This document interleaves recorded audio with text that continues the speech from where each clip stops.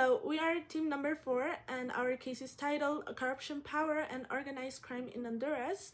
This case is important because it shows how former Honduran President Juan Orlando Hernandez abused presidential power to protect drug traffickers in exchange for bribes. And according to Transparency International, corruption is the abuse of entrusted power for private gain, and this case clearly includes bribery, clientelism, and state capture.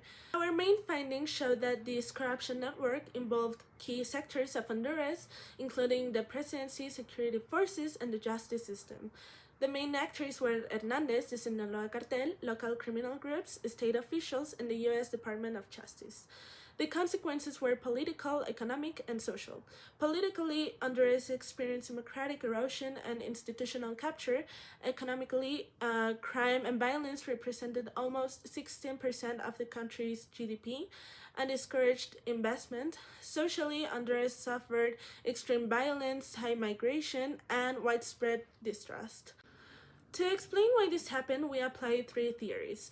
Principal agent theory shows how weak oversight allowed abusive power. Collective action theory explains how corruption became normalized. And resource curse theory highlights how dependence on illicit drug revenues weakened state institutions. Finally, the key data supports the scale of the problem. A CPI score of 22 out of 100, homicide levels that dropped from 85 to 44 per 100,000 people, and estimated 1.1 Hondurans migrating to the United States, and the cocaine trafficking routes operating through Honduras, shown in the charts and map on the slide. Our proposal focuses on preventing cases such as that Juan Orlando Hernandez from happening again in Honduras or any country. It directly addresses the flaws that allow the state to be captured. So, firstly, we propose the use of technology to ensure transparency and real control. This means creating a national digital platform where all contracts, public expenditures, and political financing are recorded. By using tools such as blockchain and artificial intelligence algorithms, any transaction would be permanently recorded, and it would be much easier to detect suspicious behavior. Furthermore, making this information public allows journalists, organizations, and citizens to review it and demand accountability. Second, we propose strengthening institutions by creating an anti corruption intelligence unit that is completely independent from the executive branch. This unit would be responsible for analyzing data from the platform, investigating irregularities, and reporting directly to prosecutors, avoiding political interference or internal pressure. And thirdly, we propose improving processes by requiring the absolutely all governments, purchases, contracts, and financial transactions to be carried out within the digital system. This eliminates opportunities for manipulations, opaque procedures, or control agreements. Digitalizing everything reduces opportunity to conceal corruptions. So together, these actions create a more transparent system that is more difficult to manipulate and better able to detect and stop corrupt practices. To justify our proposal, we focus on what the research clearly shows about Honduras. The Hernandez case is not just about individual actions, it reflects structural problems, opacity in public spending, weak oversight, and institutions vulnerable to capture. Because of that, any solution needs to attack those failures directly. Why technology? Because in high corruption environments, digital transparency tools reduce opportunities for altering documents, hiding contracts, or moving money off the record. Countries that implemented open contracting platforms saw significant reductions in irregularities and procurement risks, especially when data is public and traceable. All this from Transparency International 2024. But technology alone is not enough. Honduras also needs independent oversight. The UNDP reports that trust in Honduran public institutions is below 20%. So an autonomous anti-corruption intelligence unit is essential for credibility and accountability. And this is from the UNDP 2024. And finally,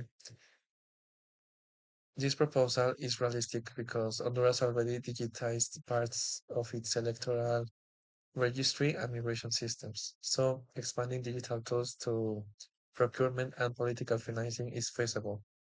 And international experience shows that when transparency, digitalization, and independent monitoring work together, corruption decreases and institutional trust grows. So our solution brings those three components into one current system. This overview was of the case of Juan Orlando Hernandez, former president of Honduras. Hernandez was convicted in the United States for receiving millions of dollars from drug trafficking organizations. In exchange, he provided political protection and used public institutions to benefit these criminal networks. This case clearly reflects the definition of corruption: the abuse of entrusted power for private gain. It involved several forms of corruption, including bribery, clientelism, and more seriously, state capture. In other words, public resources and political power meant to serve citizens were redirected to support criminal activity. The key message is that corruption weakens institutions and puts entire nations at risk. Fighting it requires transparency, accountability, and stronger independent institutions, because when corruption is addressed, trust and stability can finally be restored. Well, now, to close our presentation, I want to highlight our call to action.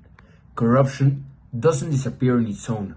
It disappears when citizens refuse to stay silent.